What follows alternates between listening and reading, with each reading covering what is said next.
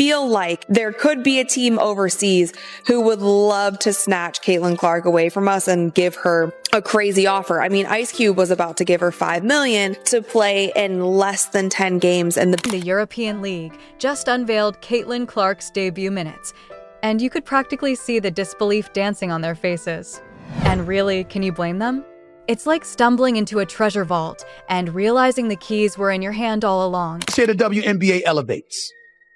Remember, it could have been even better. You messed it up. And when I say the most reckless decision in sports history, I mean the WNBA casually letting their brightest star, Caitlin Clark, slip straight into Europe's hands as if she were just another name on a roster.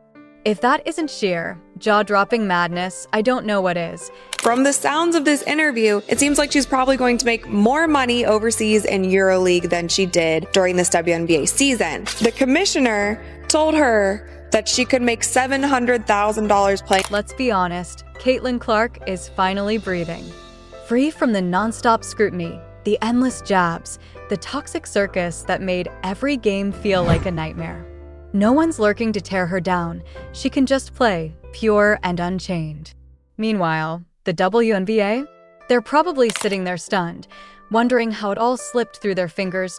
A European court might feel more alive than some NBA arenas ever could. So yes, Caitlin Clark just walked away from the WNBA. And really, can you blame her?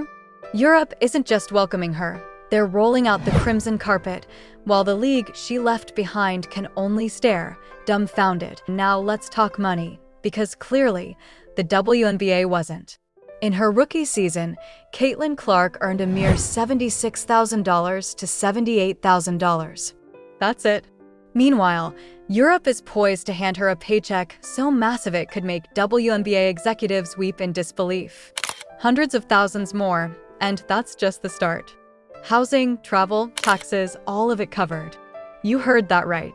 The WNBA couldn't even manage a free bus pass, and here she is, about to live like absolute royalty. For context, the highest paid player in the WNBA barely breaks $200,000. And now, Kathy Engelbert and the rest of the league brass are scrambling, panicking over the empty throne left behind. Spoiler alert, without Clark, the league feels almost non-existent. This is the same league that saw its audience soar, fans pouring in by the millions, viewership spiking 142%, all because of her. And now, she's gone. All for a paltry $300,000 over 4 years. WNBA season ending for many teams, there are already so many players heading overseas to play during the off-season. But with all of the drama currently surrounding the WNBA, on top of the low-paying salaries, some of these players are questioning. Almost absurd, when you really look at what Europe is putting on the table. And don't even get me started on Ice Cube dangling $5 million for just 10 games. 10 games. That's more than Clark would ever see in 4 entire WNBA seasons. Honestly, if I were her, I'd be on the first flight out. She shattered every ceiling in her path, and the world should be bowing at her feet. She's not just scoring points, she's creating opportunities, money, and legacy. And make no mistake, it's about so much more than the cash. The EuroLeague offers something the WNBA could only fantasize about, a true, grueling season. While the WNBA drifts through a short summer stint, Europe runs from October to April, giving Clark the stage to play, evolve, and dominate at the highest level. The overseas competition is ferocious, so intense that the WNBA starts to feel like little more than a casual pickup game. European players are sharpening their skills, pushing boundaries, while the WNBA is stuck, playing patty cake. Was turning away games into home games, and so it's kind of sad that through all of that, Caitlin was still advocating for players on the other team to get bonuses because she saw the kind of money and eyeballs and viewership that all of this. The WNBA is probably hiding in some corner right now, staring in disbelief, trying to figure out how they let their brightest star slip through their fingers. What they did to Clark borders on criminal negligence, a blunder so colossal, it's almost surreal. It was as if they were begging Europe to snatch her up. And Europe? They couldn't be luckier if they tried. The WNBA? They're empty, invisible, defeated, and endorsements? Forget it.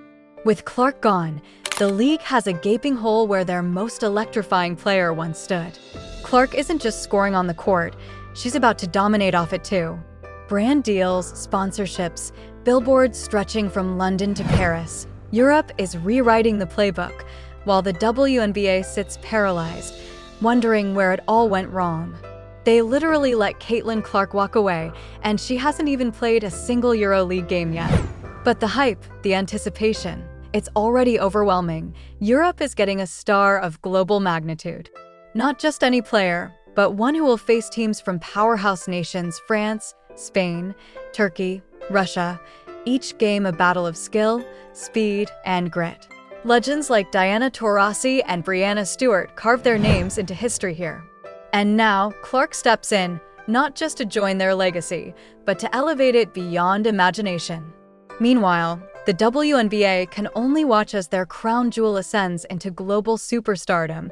Left to mourn what could have been, fans are buzzing.